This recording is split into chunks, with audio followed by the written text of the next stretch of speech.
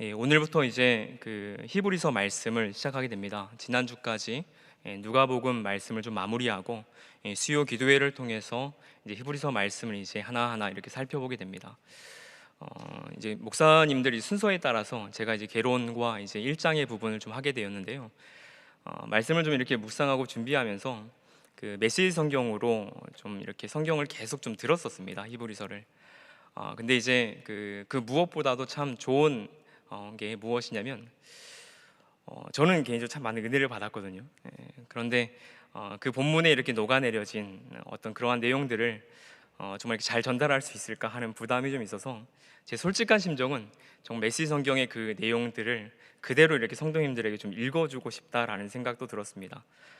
근데 이제 그렇게 하고 내려가면 좀 안 될 것 같기도 하고, 또 분량상 제가 한번 그렇게 읽어보니까 1시간 한 6분 정도 이렇게 나오더라고요. 그러면 이제 이 시간을 좀 초과하는 시간이기도 해서 제가 준비한 그 분량만큼 이렇게 개론에 대한 부분들과 그리고 1장에 대한 내용들을 좀 나누고자 합니다. 그리고 이제 그 이번 한 주간 이제 고난 주간으로 이렇게 보내고, 또 히브리서의 말씀이 그 예수 그리스도에 대해서 참 자세하게 이렇게 설명을 하고 있기 때문에 제가 참 좋아했던 오카노 목사님의 그 한 편의 설교도 좀 떠올라서 그 설교를 다시 한번 좀 듣고 그 서론을 참 여러분에게 다시 한번 좀 들려주고 싶었습니다. 그 오카노 목사님이 이제 은퇴하시고 나서 다시 이제 교회 강단에 한번 이제 복귀를 하셔가지고 이 성도들에게 이렇게 했던 그 말씀인데요. 설교의 제목은 무엇이었냐면 날마다 십자가를 보라라는 제목이었습니다. 날마다 십자가를 보라. 제가 한번 그 설교의 그 앞부분을 한번 잠깐 읽어드리면, 여러분 십자가의 도리를 얼마만큼 알고 있으신가요? 십자가에 대해서 얼마나 깊이 깨닫고 그 은혜에 젖어 보시고 또 그 은혜 속에 살고 계십니까? 여러분 자신이 한번 자문해 보시길 바랍니다. 이렇게 성도들에게 묻은 다음에 오카노 목사님 스스로의 어떤 그 마음을 밝히면서 이렇게 말했습니다. 저는 35년 이상 신학을 공부하고 또 성경을 공부하고 그리고 십자가에 대해서 가르치고 설교하면서 한 생을 살았습니다. 지금 제가 서 있는 이 시점에서 냉정하게 제 자신을 한번 돌아본다면 저는 아직 잘 모릅니다. 잘 모르는 것 같아요.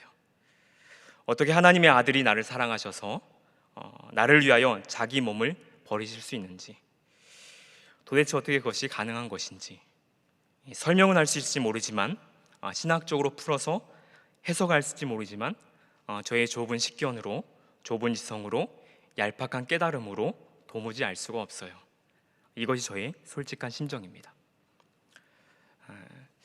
어떻게 보면 한 교회를 이렇게 평생 목회를 하시고 또 은퇴하시고 나서 성도들 앞에 섰을 때에 이렇게 말할 수 있을까라는 어떤 생각도 들었었습니다. 그 설교를 볼 때.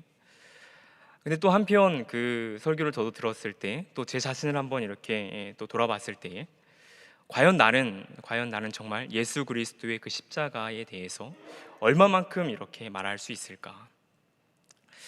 여러분은 어떠십니까? 이 자리에 지금 함께 예배하고 있는 여러분들은 정말 내가 믿고 있는 이 신앙생활을 이렇게 하고 있지만, 정말 진정으로 내가 나의 죄를 위해서 십자가에 달려 돌아가신 예수 그리스도에 대해서 나는 정말 매일매일 이렇게 경험하고 살아가고 있는가? 정말 그 십자가의 은혜가 정말 나를 이렇게 붙들고 있는가?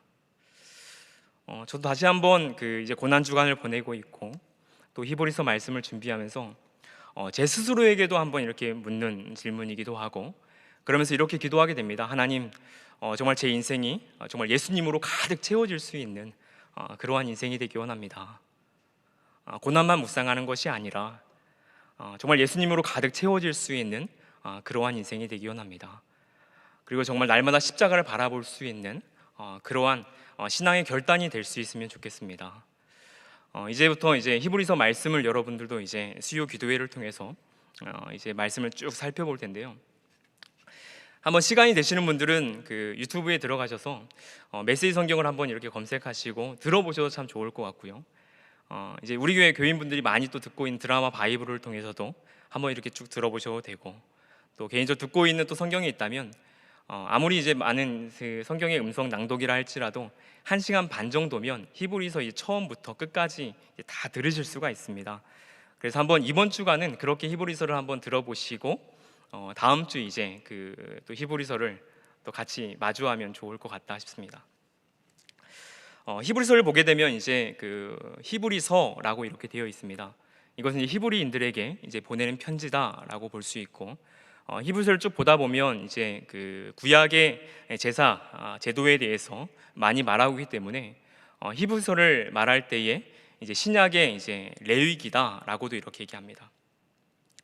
그리고 이제 서신서에 이렇게 속하긴 하지만 내용 자체가 설교문의 형태이기 때문에 서신서의 이 형태를 띤 이 설교문에 가깝다, 이렇게도 얘기하는 것이 이제 히브리서입니다. 근데 히브리서를 전체적으로 참 이해한다라는 것은 어렵습니다. 저도 이제 그 강단에 올라가기 전까지 이제 김태형 목사님께 계속 몇 번을 좀 물어봤었는데 이해가 될 것 같다가도 이해가 안 되는 부분이 참 많더라고요.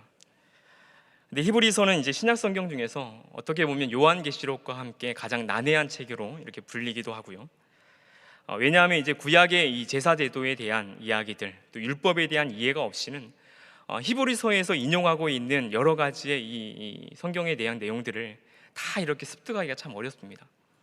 그렇기 때문에 이제 어떤 이들은 이제 히브리서의 저자에 대해서 얘기할 때에 그래도 구약 성경에서 참 이렇게 능통한 사람이었을 것이다, 이제 그렇게도 얘기를 합니다. 그리고 또 하나 좀 어려운 점은 무엇이냐면 히브리서는 이제 서신서임에도 불구하고 이제 저자가 없다라는 거죠. 저자가 누가 썼는지를 좀 알면 그 저자의 사상들을 알 수 있고 그 사상을 바탕으로 해서 무엇을 말하고 있는가 좀 추측할 수 있지 않습니까? 근데 그것조차 없기 때문에 좀 어려움이 있고, 또 한 가지는 이제 히브리서가 가지고 있는 이 언제 쓰여졌는가, 이 저작의 어떤 연대에 대해서도 좀 이제 그 성전 파괴 전후로 논란이 있기 때문에 그렇습니다. 네, 그럼에도 불구하고 우리가 이제 히브리서를 한번 읽다 보면 정말 예수 그리스도의 이 탁월함에 대해서, 그 우월함에 대해서, 정말 예수님에 대해서 충분하게 설명해주고 있구나. 우리가 흔히 이제 이 교리적으로 이 예수 그리스도에 대한 이야기를 기독론이다 얘기합니다. 기독론이다. 다시 말해서 이 신약 성경에서 예수 그리스도의 이 기독론에 대해서 가장 잘 설명하고 있는 책이 이 히브리서입니다. 히브리서. 그렇기 때문에 예수님에 대해서 내가 정말 더 잘 알고 싶다, 정말 알고 싶다, 그런 분들은 이번에 이렇게 히브리서를 깊이 묵상하시면 참 좋을 것 같습니다. 그럼 오늘은 이제 그 히브리서에 대한 이제 개론적인 부분들과 1장의 내용들을 정해진 시간 안에 좀 살펴보도록 하겠습니다. 먼저 이제 강의안을 한번 살펴봐 주시면 첫 번째 저자에 대해서 이렇게 얘기했습니다. 저자. 근데 한번 쓰여 있는 걸 보시면 뭐라고 써 있습니까? 오직 하나님만이 아신다. 무책임한 말 같죠. 오직 하나님만이 아신다. 이것은 이제 오리겐이라는 이제 학자가 했던 말입니다.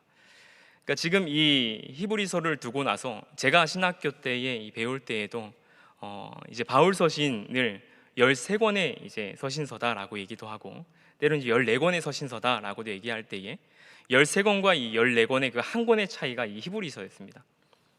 그러니까 여기서 이제 보는 것 같이 이제 클레멘트 같은 경우 이제 바울을 이제 저작으로 이렇게 봐왔고, 오리겐은 이제 말씀드린 대로 이 사상 자체는 바울의 사상들이 좀 맞는 것 같지만 그럼에도 불구하고 이것을 바울이 썼다라고는 정확하게 얘기할 수 없다, 이렇게 얘기합니다. 그리고 터툴리안 같은 경우에는 이 히브리서의 저자는 아마도 바나바일 것이다, 바나바일 것이다. 여러분 사도행전 4장 36절인데요. 제가 한번 읽어드리면, 구브루에서 난 레위족 사람이 있으니 이름은 요셉이라 사도들이 일컬어 바나바라라고 말합니다. 아까 말씀드린 대로 히브리서 안에는 이 제사 제도에 대한 설명이 참 많이 있습니다. 율법에 대한 설명, 제사 제도에 대한 설명이 많습니다. 그러니까 제사 제도에 대한 설명들을 잘 하기 위해서는 아마도 이 레위의 신분이 아니었을까, 레위 족속이 아니었을까라고 추측할 때에 떠오르는 사람이 이제 바나바였다는 거죠. 그래서 터툴리아는 이제 이 바나바를 이 히브리서의 저자로서 이렇게 얘기를 합니다. 그래서 이 종교개혁 전까지는 이제 바울이 그래도 이 저자일 것이다라고 많이 얘기를 했고, 이것이 이제 가장 크게 온 것은 무엇이냐면 이 히브리서를 이 성경의 정경으로 이렇게 넣을 수 있는 근거가 되었습니다. 그런데 우리가 그럼에도 불구하고 이 히브리서를 쭉 읽어 나아갈 때에 지금의 이제 현대에는 이 히브리서 저자는 오리겐의 말처럼 알 수 없다라고 얘기합니다. 그러니까 바울은 아니다는 거죠. 그럼 왜 바울이 아니냐라고 할 때 첫 번째로 바울 스스로 이 앞에 있는 서신서들에서는 바울이 스스로 저자라고 밝히고 있는데 히브리서는 밝히고 있지 않기 때문에. 그리고 이 내용을 봤을 때에 분명히 문체가 다르고, 그 다음에 3번에 보시면 이제 구원의 복음을 전해 들은 사람들로서 지금 얘기를 하고 있기 때문입니다. 한번 그 히브리서 2장 3절을 한번 보시면요, 한번 찾아보겠습니다. 히브리서 2장 3절 같이 한번 읽겠습니다. 시작. 우리가 이같이 큰 구원을 등한히 여기면 어찌 그 보응을 피하리요. 이 구원은 처음에 주로 말씀하신 바요 들은 자들이 우리에게 확증한 바니. 보시면 이 구원은 다시 말해 이 복음이라는 것은 처음에 주로 말씀하신 바였다. 그러니까 주님께서 말씀하시는 바였다. 그리고 들은 자들이, 그러니까 그 복음을 1차적으로 들은 자들이 우리에게 확증한 것이다. 그러면 지금 우리에게 확증한다라는 것은 이 1세대가 아닌 거죠. 그렇게 되면 구원의 복음을 이 1세대로 전해드렸던 이 바울은 아닐 것이다. 바울 그 이후의 사람일 것이다. 이렇게도 보는 것입니다. 우리가 이제 저자에 대해서 분명한 것은 정확한 어떤 근거를 대기가 참 어렵습니다. 그렇기 때문에 저자에 대해서 이해하고 넘어가게 될 때는 우리가 이 저자가 정확히 알 수 없고 오직 하나님만이 아신다. 그렇게 결론을 내리는 것이 옳을 것 같습니다. 그리고 두 번째로 참 그 논쟁이 있는 것이 이제 기록의 시기입니다. 기록의 시기를 두고는 이 성전 파괴를 두고 이 전후에 대한 논쟁들이 좀 있는데요. 여기서 제가 지금 말씀드리고 싶은 것은 전이다 후다라고까지 제가 이렇게 말씀드리기까지는 좀 어려운 것 같고요. 어떠한 근거로 해서 이 전인지 후인지에 대해서만 말씀을 드릴 수 있을 것 같습니다. 그리고 단 하나 무엇을 얘기할 수 있냐면, 아까 이 저자에 대해서도 얘기하듯이 우리가 그 말씀에 대해서, 그 구원의 복음에 대해서 들은 자들이 또 우리에게 전해준 것이기 때문에 학자들 간의 공통된 의견들은 무엇이냐면, 그래도 한 40년대, AD 40년대는 지나서 이것이 쓰여질 것이고, 그래도 60년대 이후에, AD 60년대 이후에 이것이 쓰여지지 않았을까, 그렇게는 추측을 합니다. 그럼 어떠한 근거로 이제 60년대 이후를 얘기하냐면, 아까 여러분이 함께 읽었던 2장 3절에서 이 우리에게 확증한 바가 되었던, 이것은 2세대 그리스도인이라고 볼 수 있고, 히브리서 13장 23절로 가게 되면 기록될 당시에 이 디모데가 아직 생존해 있었다라는 것을 보게 됩니다. 그리고 한 권 이 성경을 좀 찾겠는데요, 히브리서 5장 12절을 한번 같이 찾겠습니다. 5장 12절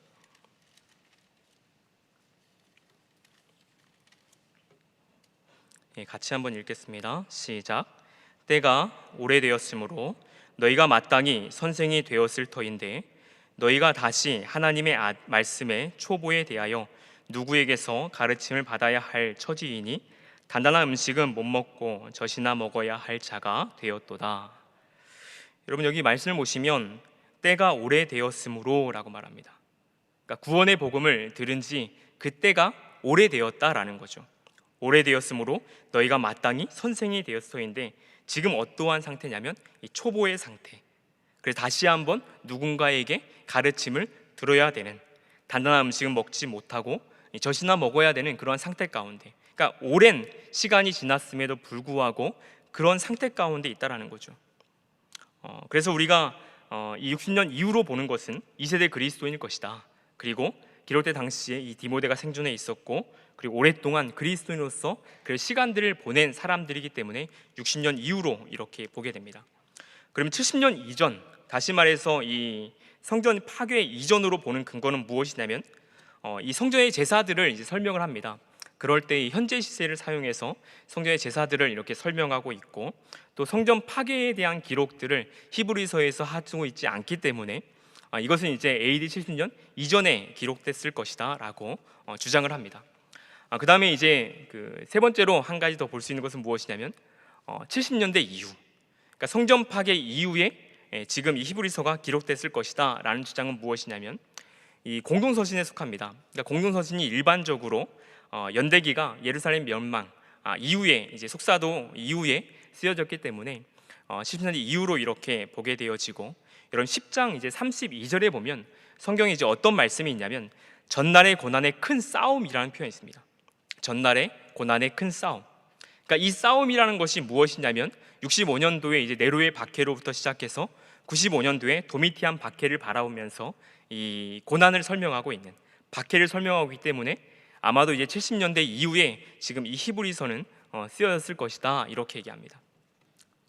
근데 우리가 이제 이러한 이제 히브리서의 이 언제 쓰여졌는가, 성전 파괴 이 AD 70년을 중심으로 해서 전후에 대한 논란은 분명히 있지만 그것을 우리가 뛰어넘어서 우리가 이해할 수 있는 것은 무엇이냐면, 지금 이 편지를 읽고 있는 이 수신자들은 분명한 이제 박해와 고난 가운데 있었고, 그로 말미암아서 처음에 들은 이 복음에 대해서, 구원에 대해서 버리고 유대교로 돌아가려고 하는 그러한 상황 가운데 있다라는 것은 변함이 없다라는 거죠. 그렇기 때문에 그러한 이제 연대에 대한 그러한 이해에도 불구하고 우리는 히브리서를 통해서 충분한 하나님의 말씀을 이해할 수가 있습니다. 그러면 이제 이 편지를 받고 있는 수신자는 어떠한 상황 가운데 있었냐라고 할 때에 말 그대로 히브리서, 원래 이제 히브리인들에게 보내는 편지입니다. 다시 말해 유대 이제 그리스도인이죠. 당시의 유대인들을 세 부류로 좀 나눈다 그러면 정통 유대인이 있을 수 있겠죠. 그 다음에 디아스포라 유대인이 있을 수 있고, 개종한 이제 그리스도인이 된 유대인이 있을 수 있습니다. 그러니까 지금 이 편지를 받고 있는 읽고 있는 사람들은 어디에 속하냐면 개종한 이제 유대인이라고 볼 수 있겠죠. 근데 그들이 지금 어떠한 상황 가운데 있는지 본문에 살펴보게 되면 히브리서 10장 32절에서 34절입니다. 여러분 오늘 개론이기 때문에 성경을 조금만 찾겠습니다. 히브리서 10장 32절부터 34절인데요. 한번 보시면, 찾으신 분들 같이 한번 읽겠습니다. 시작. 전날에 너희가 빛을 받은 후에 고난의 큰 싸움을 견디어 낸 것을 생각하라. 혹은 비방과 환난으로서 사람에게 구경거리가 되고, 혹은 이런 형편에 있는 자들과 사귀는 자가 되었으니 너희가 같은 자를 동정하고 너희 소유를 빼앗기는 것도 기쁘게 당한 것은 더 낫고 영구한 소유가 있는 줄 알미라. 여러분 보시게 되면 여기 고난에 대한 표현들이 무엇이 있습니까? 고난의 큰 싸움을 견디어 라는 표현이 있죠. 그리고 비방과 환난, 그리고 사람들에게 구경거리가 되고, 또 갇힌 자를 동정하고, 또 너희 소유를 빼앗기는 것. 그러니까 지금 이 편지를 받고 있는 읽고 있는 사람들의 상태를 보면 그러한 이제 환난과 고난 가운데 있다라는 것을 볼 수 있습니다. 그리고 이제 12장 4절에 보면 이렇게 표현합니다. 너희가 죄와 싸우되 아직 피 흘리기까지는 대항하지 아니하였다. 다시 말해서 그러한 박해와 고난들이 지금 겪고 있지만 피 흘리기까지는, 그러니까 순교 당하진 않은 상태다라고 이렇게 얘기할 수 있는 것이죠. 그리고 이제 5장 11절부터 6장의 내용들을 보면 내가 열심히 이렇게 하려고 했지만, 헌신하려고 했지만 그 헌신으로부터 이제는 멀어져 있고, 그리고 무기력해진 그러한 상태 가운데에 지금 놓여져 있다라는 것을 우리는 살펴볼 수가 있습니다. 그래서 이러한 핍박으로 인해서 지금 이 편지를 받고 있는 아마도 이제 이 그리스도인으로서 개종한 유대인들은 핍박으로부터 이제 피하기 위해서 다시 유대교로 이렇게 회귀하려고 하는 것이죠. 근데 왜 유대교로 그런 회귀를 하려고 하는가라고 할 때에 당시에 이제 유대교는 로마에서 이렇게 합법하게 내린 이제 종교였습니다. 그러니까 안전이 보장이 되어지는 거죠. 그러니까 지금 그리스도를 믿고 있는 것보다는 유대교로 다시 회귀해서 따라가는 것이 이제 생존의 안정, 생활의 안정을 돌아오기 때문에 그들은 이제 돌아가려고 했다라고 볼 수 있습니다. 그러니까 우리가 이렇게 이제 이 수신자의 상황을 보낼 때 그럼 왜 이 편지를 쓰는가? 그 목적은 이제 분명하게 나오는 것이죠. 그래서 4번에 이제 편지의 목적을 한번 강의안에 보시면 믿음에서 떨어져 나가지 말고 끝까지 이 믿음을 지켜야 한다. 그러니까 믿음을 저버리지 말고, 너희가 있는 그 믿음을 저버리지 말고 끝까지 그 믿음을 지켰으면 좋겠다. 이렇게 지금 강조하고 있는 것입니다. 그러면서 이제 이런 말들을 지금 여기에 다 이게 녹아내려지고 있는데요. 인내와 격려와 경고의 말씀입니다. 제가 이제 여기 성경 구절만 여러분이 가지고 있는 강의안에 써 있는데요. 간략하게 말씀을 드려보면 2장 1절부터 4절에서는 이렇게 말합니다. 들은 것에 더욱 유념함으로 흘려 떠내려가지 않도록 해야 한다.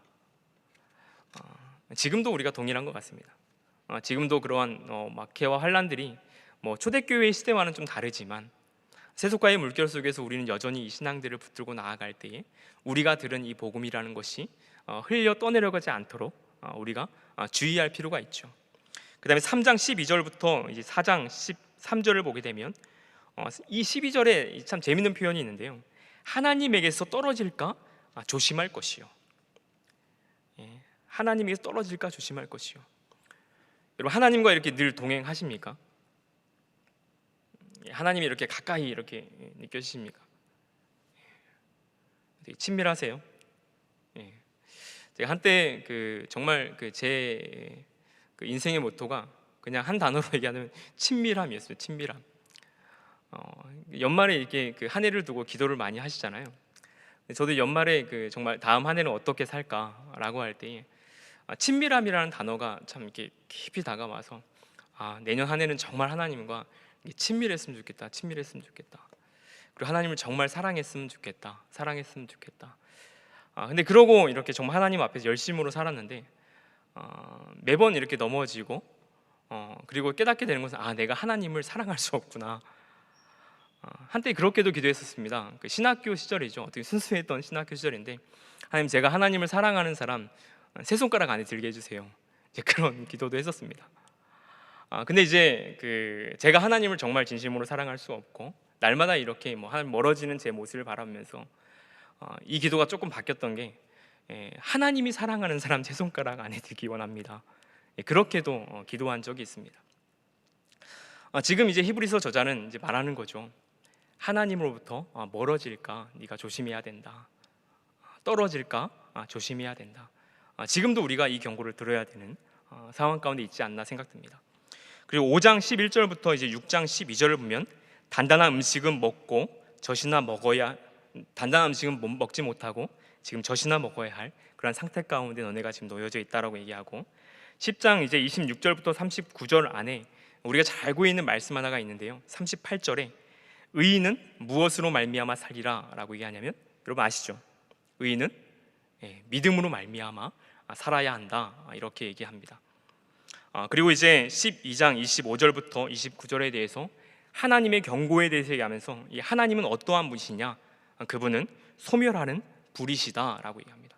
하나님은 소멸하는 불이시다. 그렇기 때문에 지금 너희들이 주님 앞에 돌아오지 않으면 그 심판이 임하게 될 것이다. 그런 경고의 말씀도 하고 있습니다. 이렇게 이 히브리서의 저자는 지금 쓰신 자들에게 정말 이 예수 그리스도를 믿는 그 믿음이라는 것이, 우리가 처음 들은 이 복음이라는 것이 그 어떤 것보다도 위대하기 때문에 믿음에서 떨어지지 말고 정말 끝까지 이 믿음을 지켜야 한다라고 얘기하는 거죠. 그러면서 위로도 하고 때로는 격려도 하고 때로는 이제 경고도 하면서 지금 이 서신서를 쓴 것입니다. 그리고 이제 오늘 이제 개관이기 때문에 전체 개관이 어떻게 되어지는가 한번 밑에 하나만 좀 써놨는데요.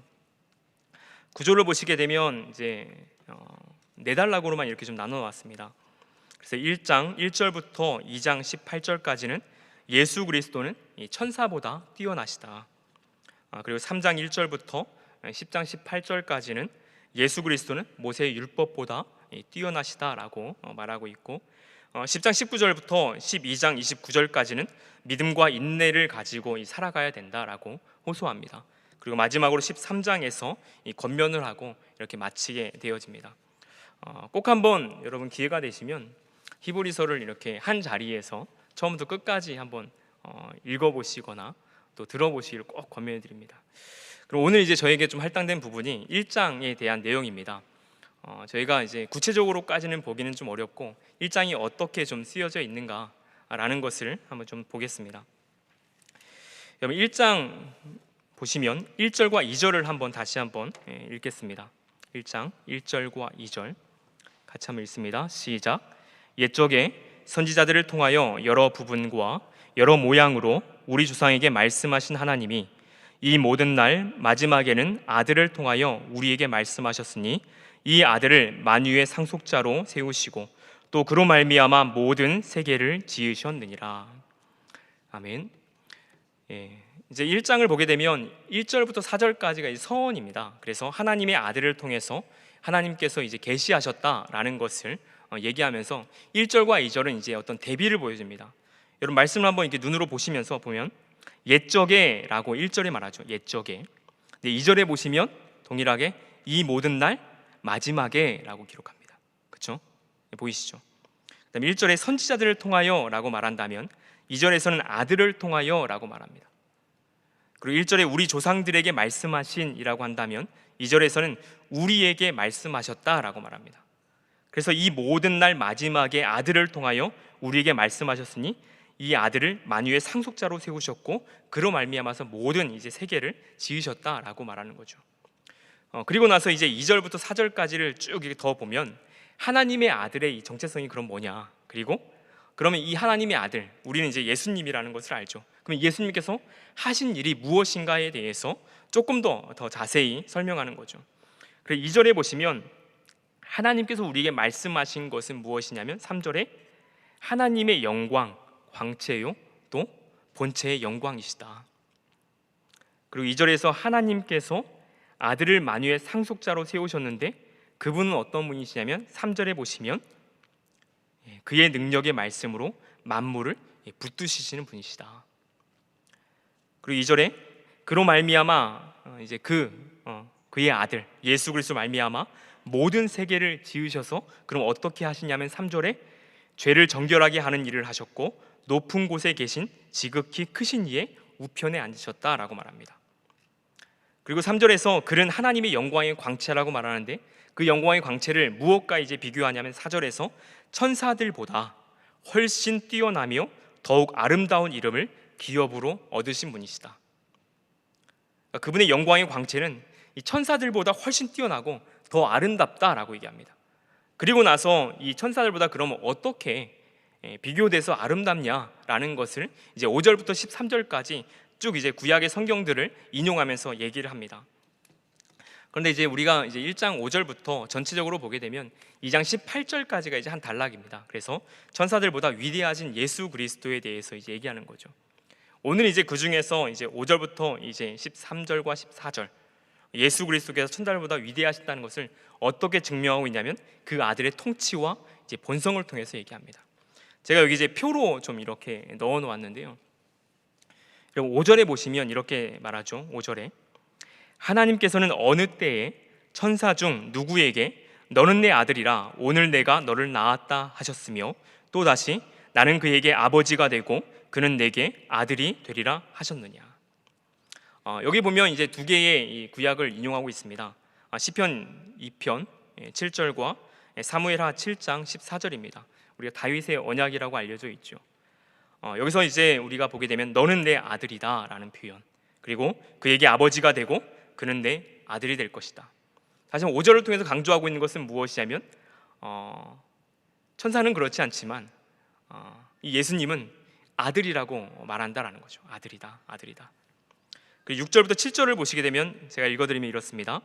또 그가 맏아들을 이끌어 세상에 다시 들어오게 하실 때에 하나님의 모든 천사들은 그에게 경배할지어다 말씀하시며 또 천사들에게 관하여는 그는 그의 천사들을 바람으로 그의 사역자들을 불꽃으로 삼으니라 하셨느니라.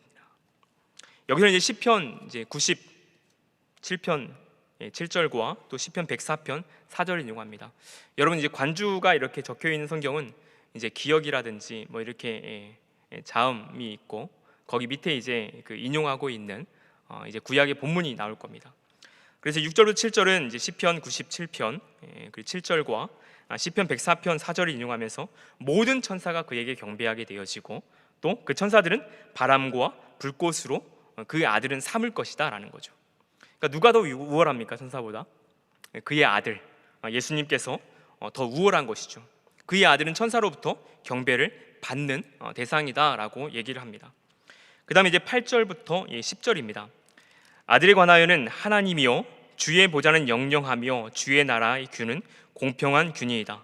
주께서 의를 사랑하시고 불법을 미워하셨으니 그러므로 하나님 곧 주의 하나님이 즐거움의 기름을 주께 부어 주의 동료들보다 뛰어나게 하셨고 또 주여 태초에 주께서 땅의 기초를 두셨으며 하늘도 주의 손으로 지으신 바라라고 말하죠. 여기서는 이제 시편 45편 6절과 또 시편 102편 25절을 인용하면서 주의 보좌는 영영하고 공평한 영원한 규입니다. 그리고 태초에 땅의 기초를 두고 창조하셨습니다라고 말하는 거죠. 그러니까 그의 아들을 통하여서 하나님께서 이 창조의 사역들을 하셨다라고 말합니다. 여러분 2절 마지막에 보면 이런 말씀이 있었죠. 그로 말미암아 모든 세계를 지으셨다. 그러니까 예수님을 통하여서 모든 만물을 지으셨다. 이 창조의 사역들을 이 아들과 함께 하셨다라는 것을 얘기를 합니다. 그리고 마지막 13절은 같이 한번 읽어보겠습니다. 13절 시작. 어느 때에 천사 중 누구에게 내가 내 원수로 내 발등상이 되게 하기까지 너는 내 우편에 앉아 있으라. 그러니까 지금 보면 하나님 보좌 우편에 앉으셨다라는 시편 110편 1절의 말씀을 인용합니다. 그러니까 예수님은 그의 아들은 하나님 보좌 우편에 앉아 계셨다라는 거죠.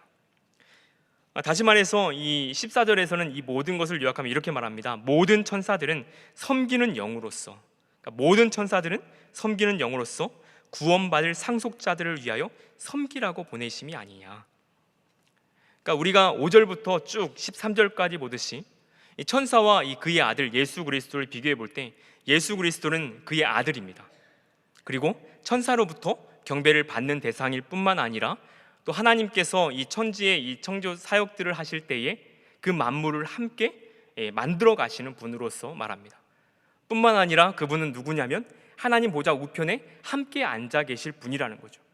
그렇기 때문에 이 천사들보다 훨씬 더 위대하신 분이 예수 그리스도다. 지금 그 예수 그리스도를 믿고 있는 우리가 왜 유대교로 이렇게 다시 돌아가려고 하느냐, 그것을 지금 얘기하고 있는 것입니다. 그러면서 오늘 14절의 이 결론은 이제 2장 1절이긴 합니다. 그래서 2장 1절은 다음 주에 이제 더 이어질 부분인데요. 제가 한번 먼저 읽어드리면 그러므로라고 하죠. 그러므로.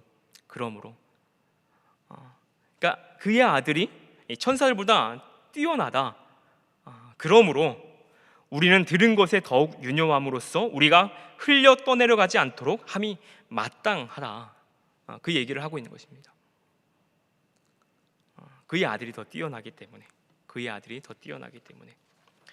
여러분 오늘은 우리가 1장의 내용들을 이렇게 살펴보는 것이지만 우리가 쭉 이제 그 히브리서의 말씀을 살펴볼 때 예수 그리스도의 이 탁월함, 우월하심, 그분이 어떠한 일을 하셨는가, 우리가 정말 많은 내용들을 우리가 히브리서에서 이렇게 살펴볼 수 있습니다. 우리가 이걸 보면서 이제 정말 깨달아야 될 것은 무엇이냐면 단순히 이 말씀이 그냥 이 당시에 1차적인 독자만을 위한 것이 아니라면, 지금 이 말씀이 생생하게 지금 우리 가운데 들려진다면 우리 안에서 정말 예수 그리스도가 풍성해져 있는가.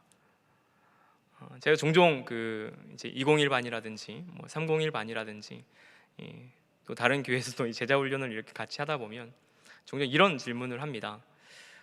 이제 대학교를 가면 그 A3 용지에다가 시험을 많이 치죠. 논술 시험을. 근데 만약에 그 시험 이 질문지에 한번 그 당신이 아는 예수님에 대해서 한번 이렇게 적어 보십시오. 얼만큼 적을 수 있을까? 이제 그런 질문을 이제 종종 합니다. 여러분은 어떠십니까? 이렇게 예수님에 대해서 한번 적어 보라면 여러분 어떻게 술술 이렇게 설명을 잘 하실 수 있을까요? 아니면 예수님에 대해서 간단하게 좀 설명한다 하더라도 지금 예수님과의 이 나의 관계에 대해서 나는 지금 어떻게 하고 있는가라고 할 때에 만약에 그 답지에 그냥 나 방치하고 있다라고 한다 그러면 그럼 히브리서의 말씀을 여러분 정말 들으셔야 되는 것 같습니다. 히브리서 말씀을 통해서 정말 예수 그리스도가 내 인생 가운데 이렇게 풍성해지는 경험들을 할 수 있는 것 같아요. 제가 왜 이렇게 말씀을 드릴 수 있냐면 저도 이제 그 설교 준비를 하기 위해서 제 마음이 가장 들었던 건 뭐냐면 그래도 개론을 이제 시작하니까 히브리서를 1장부터 13장까지 한번 내가 몇 번 좀 들어보자 읽어보자라는 마음으로 그래서 제가 메시지 성경을 이렇게 계속 들었었습니다. 근데 정말로 이 메시지 성경 자체를 통해서 듣는 거긴 하지만 히브리서가 아까 말씀드린 대로 단순한 편지가 아니라 이 설교의 형태이기 때문에 참 이렇게 가슴에 꽂히는 이 말씀이 정말 많더라고요. 나를 이렇게 뒤돌아보게 하는 말씀이 정말 많았습니다. 이거를 읽는 것만으로, 듣는 것만으로 정말 이 말씀이 주는 유익들이 제 안에 감 크더라고요. 그래서 성도님들도 한번 정말 이 히브리서를 처음부터 끝까지, 많은 시간이 아닙니다. 정말 1시간 한 10분 정도면 처음부터 끝까지 이렇게 다 들을 수가 있습니다. 그걸 들으면서 정말 당시 1차적인 독자에게 말하는 것뿐 아니라 정말 나에게 지금 이 히브리서는 무엇을 말하고 있는가, 하나님께서 무엇을 말씀하고 있는가라는 것을 이렇게 하나하나 적어볼 때 저는 적어도 여러분도 한 20가지 이상 정도는 여러분들에게 적용시킬 수 있는 답이 나오지 않을까라는 생각도 듭니다. 말씀을 마무리하겠습니다. 분명히 이제 1세기 그리스도의 박해와 환난, 그리고 우리가 처한 환경들은 분명히 다릅니다. 네로의 핍박이라든지 도미티안의 핍박이라든지, 우리가 지금 어떤 예수 그리스도를 믿고 믿지 않는다 그래서 우리의 생사가 달려있지 않죠. 예수를 믿는다고 해서 죽지 않습니다. 그렇지만 저도 성도님들이 이렇게 또 마주하고 있으면서 지금 가장 큰 기도의 제목은 그겁니다.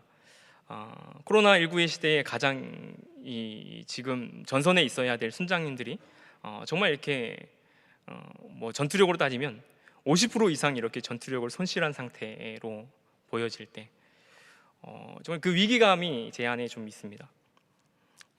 순장님 스스로 이렇게 내가 바닥이다 라고 이렇게 얘기할 때 속으로 순장님이 바닥이면 예친원들은 어떻게 하죠? 차마 그렇게 얘기는 또 못하죠.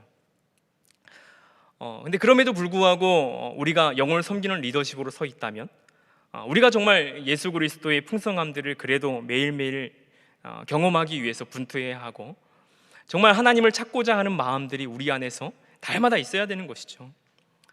분명히 우리 현실이라는 것은 1세기보다는 그런 박해는 없지만 그것보다 더한 어떤 세속화의 물결 속에서 우리는 정말 다양한 어떤 사단의 공격도 있어지고, 또 믿음을 저버리는 것은 아니지만 믿음의 어떤 우유부단한 상태 가운데에 어떤 이 허울만 남아버린 그리스도인으로서 이 교회만 왔다 갔다 하는 모습도 분명히 있습니다. 그리고 교회에서 이 주일날 예배를 드리고 돌아가긴 하지만 한 주를 살아갈 능력이 없는 상태로 이렇게 또 월요일을 마주할 때도 참 많이 있는 게 현실이죠. 그런데 그럼에도 불구하고 우리가 다시 한번 나를 일으키고 싶은 마음이 있다면 그 마음만으로도 하나님은 우리를 분명히 긍휼하게 바라볼 줄 믿습니다. 그리고 히브리서를 통해서 하나님께서 당시에 이 살아갔던 사람들을 위로하신 것처럼, 격려하신 것처럼, 때로는 좀 일어서라라고 경고하신 것처럼, 우리가 이 말씀을 들었을 때에 우리는 분명 다시 한번 주님, 제가 비록 이 현실이 녹록지 않지만 내가 정말 이 복음을, 정말 예수 그리스도를 정말 이 하루하루 정말 굳건하게 붙잡고 끝까지 이 복음 붙들고 살아가겠습니다. 그래서 제가 설교의 제목은 그렇게 붙여보았습니다. 우리의 시선을 예수님께 고정하자. 우리의 시선을 예수님께 고정하자. 그렇게 했을 때에 우리의 믿음의 진보는 분명히 있을 것이다 라는 생각이 듭니다. 마지막으로 제가 말씀 한 구절을 써놨는데 히브리서 4장 14절 같이 한번 읽고 찬양하도록 하겠습니다. 함께 읽겠습니다. 시작. 그러므로 우리에게 큰 대제사장이 계시니 승천하신 이 곧 하나님의 아들 예수시라. 우리가 믿는 도리를 굳게 잡을지어다. 우리가 믿는 도리를 굳게 잡을지어다. 아멘.